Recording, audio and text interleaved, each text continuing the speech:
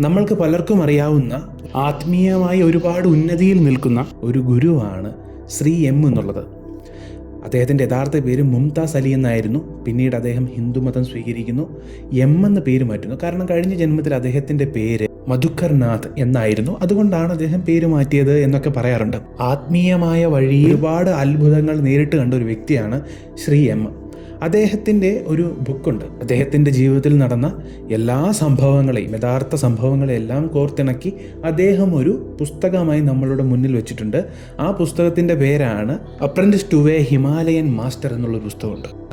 അതിൽ അദ്ദേഹത്തിൻ്റെ ഗുരുവായിട്ടുള്ള മഹേശ്വർനാഥ് ബാബാജിയുമായിട്ട് എങ്ങനെയാണ് കണ്ടുമുട്ടുന്നത്, എങ്ങനെയാണ് ആ ഗുരു ശിഷ്യബന്ധം മുന്നോട്ട് പോയത് എന്നുള്ളതിനെക്കുറിച്ച് എല്ലാം വർണ്ണിക്കുന്നുണ്ട്.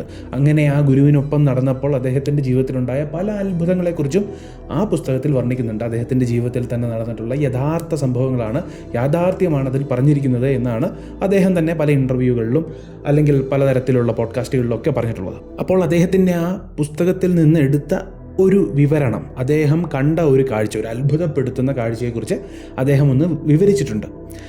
നമ്മളിവിടെ മനസ്സിലാക്കേണ്ട ഒരു കാര്യമുണ്ട്. ആത്മീയതയിൽ പല അത്ഭുതങ്ങളും സംഭവിക്കാറുണ്ട്. ചില അത്ഭുതങ്ങൾ നമ്മൾക്ക് ഉൾക്കൊള്ളാൻ സാധിക്കില്ല, ചിലത് സംഭവിച്ചവ ആയിരിക്കില്ല, ചിലത് സംഭവിച്ചവ ആയിരിക്കും. അത് ഓരോരുത്തരുടെ യുക്തിക്കനുസരിച്ചാണ് അത് എടുക്കേണ്ടത്. ആത്മീയത എന്ന് പറഞ്ഞാൽ തന്നെ ഒരു നിഗൂഢമായ ലോകമാണെന്ന് മനസ്സിലാക്കി വേണം ഇനി പറയാൻ പോകുന്ന കാര്യം കേൾക്കാൻ. ഇദ്ദേഹം ഒരു ദിവസം കണ്ട ഒരു അത്ഭുതത്തെക്കുറിച്ചാണ്, ഒരു ദിവസം അദ്ദേഹത്തിൻ്റെ ജീവിതത്തിൽ നടന്ന ഒരു മഹാ അത്ഭുതത്തെക്കുറിച്ചാണ് അദ്ദേഹം പറയുന്നത്.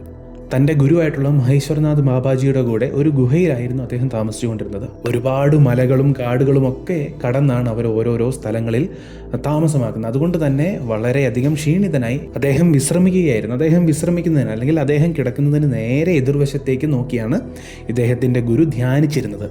ഗുരു ധ്യാനിക്കുന്നതിന് തൊട്ട് മുൻപിലായിട്ട്, അതായത് മഹേശ്വർനാഥ് ബാബാജി എന്ന ശ്രീ എമ്മിൻ്റെ ഗുരു ധ്യാനിക്കുന്നതിന് തൊട്ട് മുൻപിലായിട്ട് നാത്ത് യോഗികൾക്ക്, നാത്ത് പരമ്പര യോഗികൾക്ക് ഒരിക്കലും ഒഴിച്ചുകൂടാൻ പറ്റാത്ത ധൂണി എരിഞ്ഞുകൊണ്ടിരിക്കുകയായിരുന്നു, ധൂണി അമർന്നുകൊണ്ടിരിക്കുകയായിരുന്നു.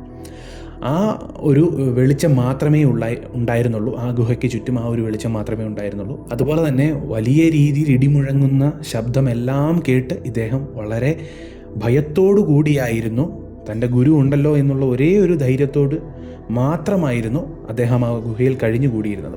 ആ സമയത്താണ് അദ്ദേഹം ചന്ദ്രന് സമാനമായ ഗോളാകൃതിയിലുള്ളൊരു വസ്തു കാണുന്നത്. ആകാശത്ത് റൗണ്ട് ഷേപ്പിൽ, അതായത് ഗോളാകൃതിയിൽ ചന്ദ്രന് സമാനമായൊരു വസ്തു അദ്ദേഹം കാണുന്നു. എങ്കിൽ അത് ചന്ദ്രനല്ല, ചന്ദ്രനല്ലാത്തൊരു വസ്തു, ചന്ദ്രന് സമാനമായ അതേ രൂപത്തോടു കൂടിയ ഒരു വസ്തു അദ്ദേഹം കാണുന്നു. ആ വസ്തു തന്നിലേക്ക് അടുത്തുകൊണ്ടിരിക്കുകയാണ് എന്ന് പിന്നീടാണ് അദ്ദേഹത്തിന് മനസ്സിലായത്. അദ്ദേഹത്തിൻ്റെ ഗുരു എവിടെയാണോ ഇരിക്കുന്നത്, ഗുഹ എവിടെയാണോ ഉള്ളത്, അതിനെ ലക്ഷ്യമാക്കി, ആ ഗുഹയെ ലക്ഷ്യമാക്കി ആ ഗോളാകൃതിയിലുള്ള വസ്തു വന്നുകൊണ്ടിരിക്കുകയാണ് എന്ന് അദ്ദേഹം അപ്പോഴാണ് മനസ്സിലാക്കുന്നത്. ആ വസ്തു വന്ന് കൃത്യം ഇദ്ദേഹത്തിൻ്റെ ഗുരുവായിട്ടുള്ള മഹേശ്വർനാഥ് ബാബാജിയുടെയും ധൂണിയുടെയും തൊട്ടു മുൻപിലായിട്ട് നിൽക്കുന്നു. അത് നിൽക്കുക മാത്രമല്ല ചെയ്തത്, അത് നിൽക്കുന്നു, അത് പിന്നീട് തുറക്കപ്പെടുന്നു. അതിൽ നിന്ന് ഒരു വലിയ സർപ്പം ഇറങ്ങുന്നതായിട്ട് ഇദ്ദേഹം കാണുകയാണ്. അത് സാധാരണ സർപ്പമല്ല, വലിയ സർപ്പമാണ്. ഒരു മനുഷ്യൻ്റെ ഉയരത്തേക്കാൾ വലിയ ഉയരമുള്ള സർപ്പമാണ്. അതിനപ്പുറം ആ സർപ്പത്തിൻ്റെ ദേഹമാസകലം വൈദ്യുതി പ്രവാഹമുണ്ടാകുകയാണ്.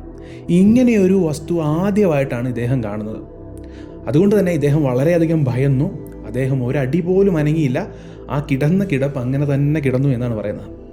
എങ്കിൽ ഈ സർപ്പം ഇദ്ദേഹത്തിൻ്റെ ഗുരുവിൻ്റെ അടുത്തേക്ക് വരുന്നു. ഗുരുവിൻ്റെ അടുത്തേക്ക് വന്നതിന് ശേഷം അത് പ്രണമിക്കുന്നു, ശിരസ് താഴ്ത്തി ഗുരുവിന് മുൻപിൽ പ്രണമിക്കുന്നത് കണ്ടപ്പോഴാണ് ഇദ്ദേഹത്തിന് ആശ്വാസമായത്. അപ്പോഴാണ് ഇദ്ദേഹത്തിന് ആ ബോധ്യം വരുന്നത്, ഈ സർപ്പത്തെ കൊണ്ട് തനിക്ക് ഒരു തരത്തിലുള്ള അപകടവും സംഭവിക്കില്ല എന്നുള്ള ബോധ്യം. സാധാരണഗതിയിൽ ഇങ്ങനൊരു രൂപത്തെ കണ്ടാൽ ഏതൊരു മനുഷ്യനും ഭയന്നു പോകും. എങ്കിൽ ഇദ്ദേഹത്തിൻ്റെ ഗുരുവിന് മുന്നിൽ പ്രണമിക്കുന്ന ആ ഒരു രംഗം കണ്ടപ്പോൾ ഇദ്ദേഹത്തിൻ്റെ മനസ്സിലും ആശ്വാസമായി.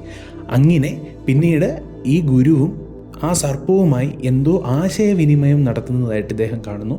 അതിനുശേഷം ഗുരു ശ്രീ എമ്മിനെ വിളിക്കുന്നു. ശ്രീ എമ്മിൻ്റെ ഗുരു അദ്ദേഹത്തെ മധു എന്നാണ് വിളിക്കുന്നത്. അതുകൊണ്ട് മധു എന്ന് വിളിക്കുന്നു. മധു എന്ന് വിളിക്കുമ്പോൾ ഇദ്ദേഹം എഴുന്നേറ്റ് ബാബാജിക്ക് അടുത്തേക്ക് ചെല്ലുമ്പോൾ ബാബാജി പറയുന്നു, ഇത് സർപ്പലോകത്തെ ഉയർന്ന തരത്തിലുള്ള സർപ്പങ്ങളിൽപ്പെട്ട ഒരു സർപ്പമാണ് എന്ന് പറഞ്ഞ് പരിചയപ്പെടുത്തുന്നു. അനുഗ്രഹം വാങ്ങാൻ പറയുന്നു. ഇദ്ദേഹം, അതായത് ശ്രീ എം, ഈ സർപ്പത്തിന് മുൻപിൽ ഇതുപോലെ തന്നെ തല താഴ്ത്തുമ്പോൾ ആ സർപ്പം ഇദ്ദേഹത്തെ അനുഗ്രഹിക്കുന്നതായിട്ട് ഇദ്ദേഹത്തിന് അനുഭവപ്പെടുകയും ചെയ്യുന്നു. അതായത് അതിൻ്റെ നാക്കുകൊണ്ട് ഇദ്ദേഹത്തിൻ്റെ ശിരസിൽ സ്പർശിക്കുന്നതായിട്ട് ഇദ്ദേഹത്തിന് തോന്നുകയൊക്കെ ഉണ്ടായി. അങ്ങനെ അദ്ദേഹത്തിന് ആ അനുഗ്രഹം ലഭിക്കുന്നു. അതിനുശേഷം ഈ സർപ്പം തിരികെ പോകുന്നു. ഏത് വസ്തുവിലാണോ വന്ന് ആ ഗോളാകൃതിയിലുള്ള വസ്തുവിൽ തന്നെ തിരിച്ചു കയറി പോയി എന്നാണ് പറയുന്നത്. ഇത് നമ്മൾ കേൾക്കുമ്പോൾ ഒരു സയൻസ് ഫിക്ഷൻ മൂവിയൊക്കെ പോലെ തോന്നും. പക്ഷേ അത്രത്തോളം ആത്മീയമായി ഉയർന്ന നിലയിൽ നിൽക്കുന്ന ശ്രീ എം എന്ന് പറയുന്ന ആ മഹാനായ മനുഷ്യൻ അദ്ദേഹത്തിൻ്റെ പുസ്തകത്തിൽ എഴുതിയിരിക്കുന്ന കാര്യങ്ങളാണ് ഞാൻ പറയുന്നത്.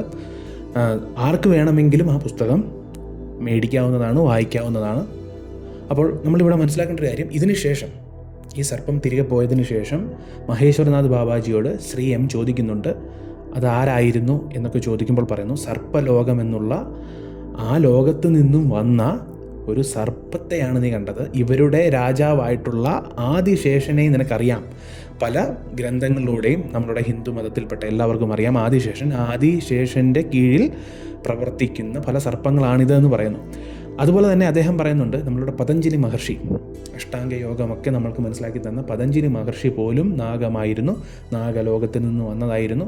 പണ്ടത്തെ കാലത്ത് നാഗങ്ങളും മനുഷ്യരും തമ്മിൽ ഒരു ബന്ധമുണ്ടായിരുന്നുവെന്നും നാഗങ്ങൾ മനുഷ്യർക്ക് ഒരുപാട് തരം അറിവുകൾ പകർന്നു കൊടുത്തു, പ്രത്യേകിച്ച് ആത്മീയമായിട്ടുള്ള പല അറിവുകളും പകർന്നു കൊടുത്തു. ആ അറിവിൻ്റെ പിൻബലത്തിലാണ് പിന്നീട് പല മനുഷ്യരും ആത്മീയതയിൽ ഉയർച്ച നേടിയതും. അതുപോലെ തന്നെ ആത്മീയതയുടെ കാണാപ്പുറങ്ങൾ അങ്ങനെയാണ് ഇവർ അന്വേഷിച്ച് കണ്ടെത്തിയതുമെന്ന് പറയുന്നു.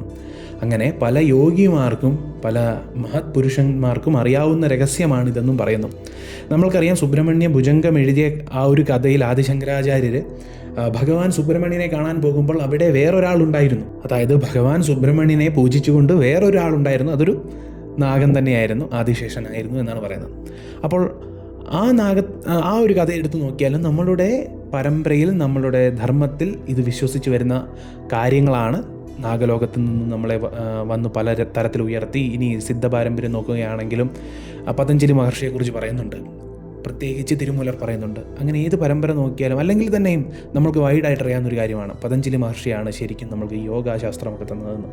ആ പതഞ്ജലി മഹർഷി തന്നെ സർപ്പമായിരുന്നു എന്നുള്ളതാണ് നമ്മളുടെ വിശ്വാസം.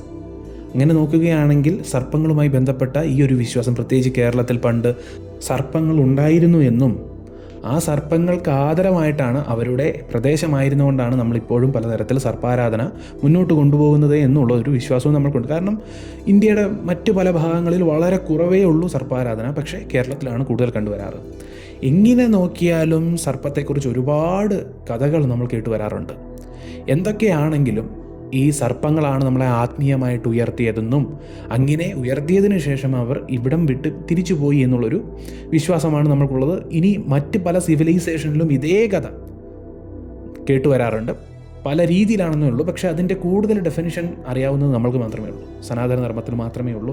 ആത്മീയമായി സർപ്പങ്ങളെ പലതരത്തിൽ കുണ്ടലിനിയൊക്കെ ആയിട്ട് ഉപമിക്കുകയും കുണ്ടലിനി ശക്തിയുടെ പ്രവാഹത്തെ തന്നെ നാഗത്തിൻ്റെ നടനമായിട്ടൊക്കെയാണ് നമ്മൾ വ്യാഖ്യാനിക്കുന്നത്. അങ്ങനെ ഒരുപാട് തരത്തിൽ നമ്മൾ ആത്മീയമായൊക്കെ നാഗങ്ങളെ കോർത്തിണക്കി പറയാറുണ്ട്. പ്രത്യേകിച്ച് നമ്മളുടെ ദേവന്മാർക്കെല്ലാം ഈ സർപ്പവുമായി ബന്ധമുണ്ട് എന്നുള്ളതും നമ്മൾക്ക് കാണാവുന്നതാണ്. വിഷ്ണു ഭഗവാൻ ആയിക്കൊള്ളട്ടെ, ശിവഭഗവാൻ ആയിക്കൊള്ളട്ടെ, എല്ലാ ഭഗവാന്മാർക്കും സർപ്പങ്ങളുമായിട്ട് ബന്ധമുണ്ട് ഭഗവതിമാർ. അപ്പോൾ എല്ലാ തരത്തിലും ആത്മീയതയുടെ അടയാളമായിട്ടാണ് സനാതന ധർമ്മത്തിൽ സർപ്പങ്ങളെ കണക്കാക്കാറ്. ഇവിടെ മഹേശ്വരനാഥ് ബാബാജി പിന്നീട് പറയുന്നൊരു കാര്യമുണ്ട്, ഈ ഒരു കാലഘട്ടത്തിൽ ആത്മീയമായി ഉയർന്ന യോഗി പുരുഷന്മാർക്ക് മാത്രമേ സർപ്പങ്ങളെ കാണാനോ അല്ലെങ്കിൽ സർപ്പങ്ങളുമായി ഒരു ബന്ധം സ്ഥാപിക്കാനേ സാധിക്കുകയുള്ളൂ എന്ന് ശ്രീ എമ്മിനോട് മഹേശ്വരനാഥ് ബാബാജി പറയുന്നുണ്ട്. അത്രയും ആത്മീയമായി ഉയർന്ന ആളുകൾക്ക് സർപ്പങ്ങളൊക്കെ പ്രത്യക്ഷമാകും എന്നുള്ളത് തന്നെയാണ് അദ്ദേഹം പറയുന്നത്. അപ്പോൾ അങ്ങനെ ഒരുപാട് കാര്യങ്ങൾ ഇതിലുണ്ട്. അപ്പോൾ വിശ്വസിക്കണോ വേണ്ടയോ എന്നുള്ളത് ഓരോരുത്തരുടെ വ്യക്തിപരമായ കാര്യമാണ്. പിന്നീട് ഇദ്ദേഹത്തെ, അതായത് ശ്രീ എമ്മിനെ കുറിച്ച് ഈയിടെയായി കുറച്ച് കോൺട്രവേഴ്സിയൊക്കെ നടക്കുന്നുണ്ടെങ്കിലും അദ്ദേഹത്തിൻ്റെ അറിവിൽ എനിക്കൊരു സംശയവുമില്ല. കാരണം നമ്മൾക്ക് അദ്ദേഹത്തിൻ്റെ പുസ്തകങ്ങൾ വായിക്കുമ്പോഴാണെങ്കിലും അദ്ദേഹത്തിൻ്റെ പലതരത്തിലുള്ള ആത്മീയ പ്രഭാഷണങ്ങൾ കേൾക്കുമ്പോഴാണെങ്കിലും ഒരു കാര്യം നമ്മൾക്കറിയാം, പ്രഭാഷണങ്ങളിലും അല്ലെങ്കിൽ സത്സംഗങ്ങളിലും ഒക്കെ അദ്ദേഹത്തിൻ്റെ ആത്മീയ വെളിച്ചം എന്നുള്ളത് നമ്മൾക്ക് നിറഞ്ഞു കാണാവുന്നതാണ്. അതുകൊണ്ട് ആ ഒരു കാര്യം അവിടെ നിൽക്കട്ടെ. അതിനപ്പുറം ഒരു പോഡ്കാസ്റ്റിൽ സംഭവിച്ചൊരു കാര്യത്തിൽ പലർക്കും ശ്രീ എമ്മിനോടൊരു നീരസമൊക്കെ ഉണ്ട്. എന്തൊക്കെയാണെങ്കിലും അദ്ദേഹത്തിൻ്റെ അത്രയും ആത്മീയമായ ഉയർന്ന അറിവിൽ നിന്ന് നമ്മൾക്ക് പകർന്നേകിയ ചില കാര്യങ്ങളാണ് ഞാനിപ്പോൾ പറഞ്ഞത്. അദ്ദേഹത്തിൻ്റെ ജീവിതത്തിൽ നടന്ന കാര്യങ്ങളാണ്. അപ്പോൾ അത് വിശ്വസിക്കണോ വേണ്ടയോ എന്നുള്ളത് ഓരോരുത്തർക്കും ഞാൻ വിട്ടിരിക്കുന്നു. അഹൂബില.